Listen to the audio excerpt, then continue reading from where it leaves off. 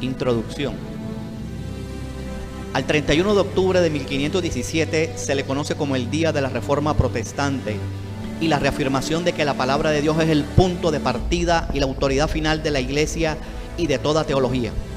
Ese día un monje católico llamado Martín Lutero hizo un intento por desatar una discusión pública y sana sobre el estado de la Iglesia de su tiempo y de proponer algunas reformas. El resultado fue mucho más radical de lo que él habría imaginado.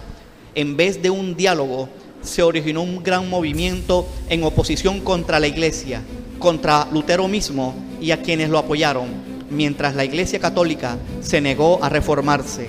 La queja principal de estas tesis era el otorgamiento del perdón de pecados a través de la venta de indulgencias, con la cual se pagó una buena parte de la construcción de la Basílica de San Pedro. Esto inició todo un movimiento que hizo revisar toda la teología que la Iglesia de Roma practicaba y enseñaba.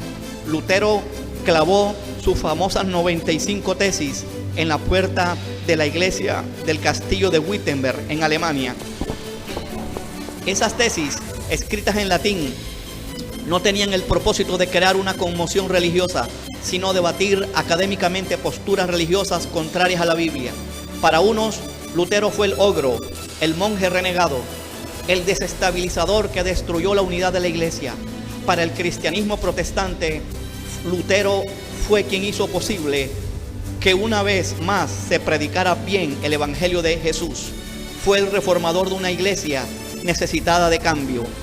Lutero cambió el curso de la historia al desafiar con valentía el poder del papado, sosteniendo puntos de vista contrarios a las prácticas y ordenanzas de la religión establecida, por considerarlas totalmente opuestas a la Biblia. Esta reforma supuso no solo una revolución espiritual, sino también una revolución social, económica, cultural, científica y política. Se puede decir que el mundo y la sociedad moderna en gran parte nacen de este momento de la historia que supo señalar al Jesús del Evangelio de una forma nítida, nueva y clara. La reivindicación de la Biblia por encima de la tradición colocó al libro sagrado en el centro de las afirmaciones de la fe, en lugar de la jerarquía y de quienes hasta la fecha se creían el vicario de Cristo o el que hace las veces de Cristo en la tierra. Ahora aparece la fuerza milagrosa de la palabra de Dios. En nuestros tiempos, las iglesias cristianas estamos en la necesidad de ser reformadas, incluyendo las mismas iglesias antiguas de la Reforma. ¿Escucharemos en este tiempo el llamado del Señor a volvernos a la Biblia? ¿O repetiremos la historia actuando como aquel entonces lo hizo la iglesia tradicional, negándose al cambio? Este trabajo tiene el propósito de dar 95 breves reflexiones para la iglesia de este tiempo.